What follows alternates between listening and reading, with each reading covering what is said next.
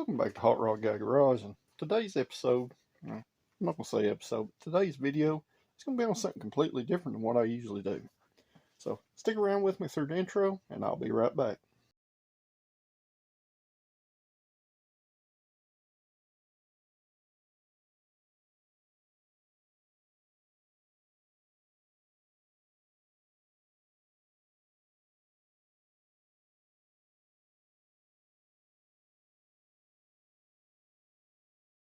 Alright guys, it is Saturday here in southeast Tennessee, and it is nasty rainy.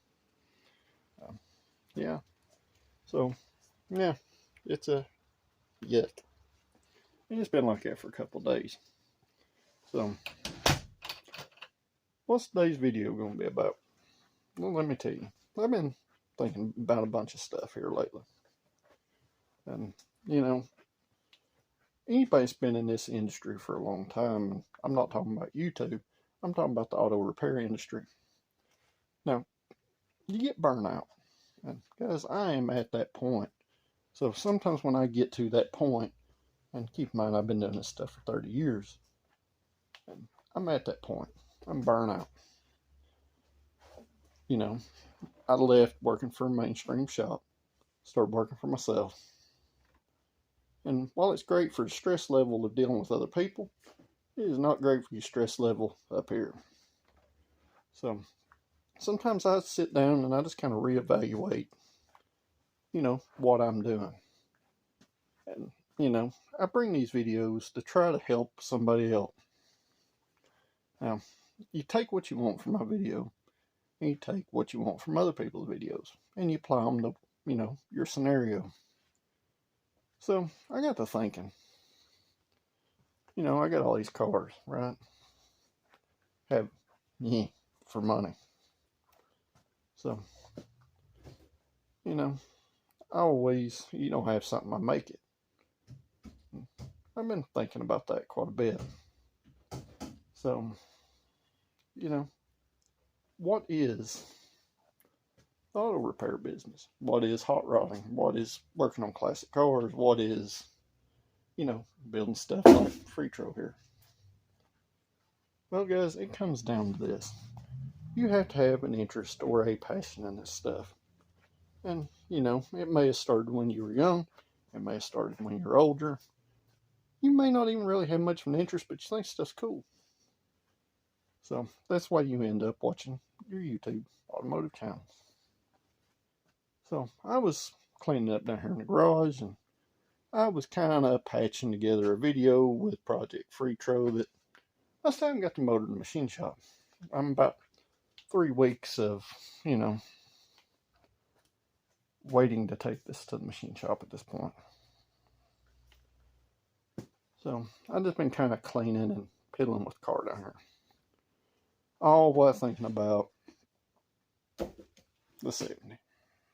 So, you know, a lot of you don't know, this was my first car. And, you know, there's a lot of history there. So I got to digging around in my magazines over here, and, you know, there is tons of information, guys, in these old magazines. Now, these are stuff I had from when I was a kid and, you know, stuff like that. But you see what that says? 101 tips and tricks. You know, a lot of good information there. You're not going to find all that stuff on YouTube. So, you know, I highly encourage, if you have a real interest in this stuff, guys, check out some of these garage sales, estate sales, and stuff.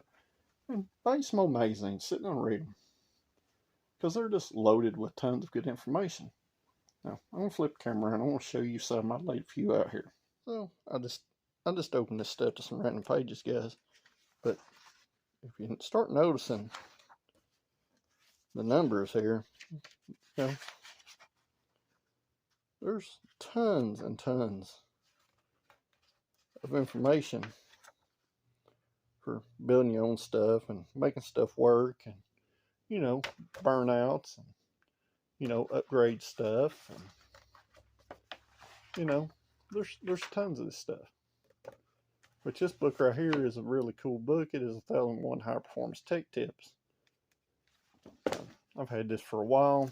It's really great reference material. You know, it's a really cool book to have. You know, and it covers just about, you know, everything. So, really cool book. But even your magazines, guys, you know, look at this Carcraft right here. 50 tips for under 50 bucks. You know, and this is from 2003. But, you know, once again, this little short snippets of good information. You know. Now, there was lots of great information in these books, guys. I mean, let's step back even further right here. Right here. Here, there's 120th Street and performance tips. A lot of you guys wonder why I think outside the box. You know, old Subestio stuff. That's because I was pretty much taught by these magazines that, you know, everything don't have to fit in a box. You don't have to buy everything out of a catalog. You don't have to, you know, you don't have to have somebody else do all your work. Because you can do it yourself. So guys, like I said, tons and tons and tons of information in these magazines. You know, this stuff's went away. It's all digital online now. This will never go away, you know, as long as I keep it in some kind of fair condition. And I've got a pretty good stack down here in the garage, and it's been a long, long, long time since I've really dug through this stuff. And, you know, I want to dig through a little bit more here. You know, right there, you know. There's tons and tons of this stuff out there, guys. And a lot of the older guys, you know, unfortunately I have to include myself in this now. But, you know, a lot of them will let you borrow stuff and let you read it if you show some interest. So, that brings me back. What is, you know, what is this industry? You know, me and a few other YouTubers, we have our roots in this budget stuff. Everything I do is budget. So I'm going to show you one of your big YouTubers. And I know a lot of you are real familiar with Sleeper Dude. So I'm going to show you some of his beginning roots too. So let me flip the camera and I'll show you that too. So a lot of you don't know, I'm a big Maverick guy also. And me and Josh don't live far from each other. So he talks about his Maverick all the time, and I know he featured it in a video here a while back with the guy that currently owns it. But that was his Maverick right there. You step over here, this was one that I'd built. You see what the title says, it's home built. Well, so was Josh's. You know, Sleeper Dude. You know, you can see him right there. Obviously in his younger years. But, you know, me and him, we literally have done stuff like this for years, guys. But that's what hot rodding is about. I flipped that a little too far. But, you know, I painted this car in a gravel driveway. I built this car in a gravel driveway. Now, there ain't a whole lot of snippets in here with either one of these, especially mine, because his is in his original Carcraft. Mine was later featured in engine swaps. Why, you may ask? Because I was one of the first ones that LS swap one. And, you know, that was back in 2013 when this came out. And this car had been together for a few years. You know, just like the shifter. You know, this is what hot rodding is about, guys. This right here. This stuff. You know, a lot of people see that car and think it's some kind of show car. It is not. And a lot of people dismiss this about being hot rod stuff. But anytime that you put your heart and soul in this stuff, guys, and you make it your own, that is what's important. heart and soul into something, right? That's why you don't give up. And that's what I kind of have to get back into anytime that I do feel like I have to feel like I'm giving up. Because, guys, I don't know how to do anything else other than fix cars and make stuff and, you know, mismatch stuff and, you know, all that good, you know, wonderful things. So, basically, the industry, okay, the automotive industry, is the worst thing, the 100% worst thing you can do if you have a passion for stuff. You don't ever make your hobby your job. So, the reason why I say that, nobody wants to go work 8, 10 hours a day, 12 hours a day, and then come home and mess with their own stuff. It takes that little bit of joy out of it. That, and with the poor quality of parts nowadays, the expense, thanks to, you know, let's just say our government. We can thank them for price inflation. We can also thank them for taking all this manufacturing, teaching this cool trade stuff in school, and, you know, it makes us rely on other countries. So, just about all our stuff comes from China. We're pretty much owned by China, which is pretty sad. So, you know, what's the future of the automotive industry? I don't know. I just know that I'm going to keep doing what I'm doing until I can't do it no more. So, you know, this video kind of seems kind of random, but I really don't talk about a whole lot about how I feel about things. So, you know, that's all you can do. You just keep doing what you do. Whether you got the money to do it or you don't. Not everybody has the means to buy stuff out of the catalog. I know a lot of you, you know, I see lots of arguments, especially on Facebook. People get on people about built and bought, and, you know, how far do you want to go down that rabbit hole? Because when it comes to the end of the day, you're still using something that was bought at one time. It's not like you're beating your own panels out and making your own welding wire and welding gas. And, you know, if you put that passion into your project, that's what makes it a built car, not bought. Now, if you're a rich guy and you just write that checkbook, somebody else builds your stuff for you, you don't do anything to it, that's a bought car. But, you know, it just comes down to, you know, what you can do. And unfortunately, you know, channels like me, something garage, Brazil racing, you know, we all do budget stuff, guys. Most because we have to. And I'm not forgetting anybody else like Blue Collar Performance, you know, Blue Collar Restoration, 6% recycled, you know, and any of them guys, you know, Flat Broke Garage. All those guys are doing budget stuff, guys. These small channels that we don't get paid to make these videos. We're doing it with what we got. We're doing it, you know, in between whatever we can do. And that's where your passion's at. So, I just wanted to kind of jump on here and, you know, make a video. So, a lot of you are probably going to say something in the comments and probably not going to be happy stuff when it comes to this stuff. But, you know, I try to kind of stay neutral on politics stuff and just kind of stick to what I know, which is put cars together. You know, messing with old junk. And so, I do know that it didn't make me feel better to, you know, kind of talk about this stuff a little bit. So, you know, just don't forget your roots and where you come from. And don't forget, you know, you have built cool stuff. If you haven't, you think it's cool, then you built something cool.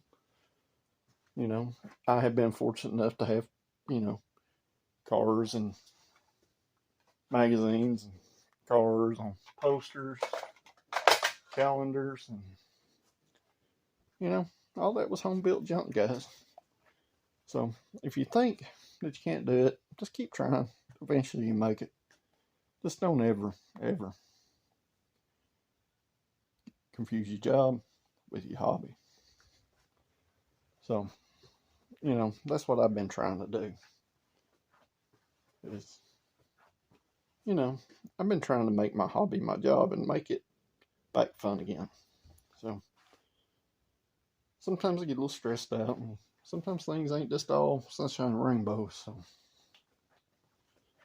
you know, you just got to take that trip down memory lane and, you know, read through some stuff, maybe get some ideas that you forgot about, or freshen up some new ones and freshen up some old ones. And I don't know. I need to build something different. So, I don't know, guys.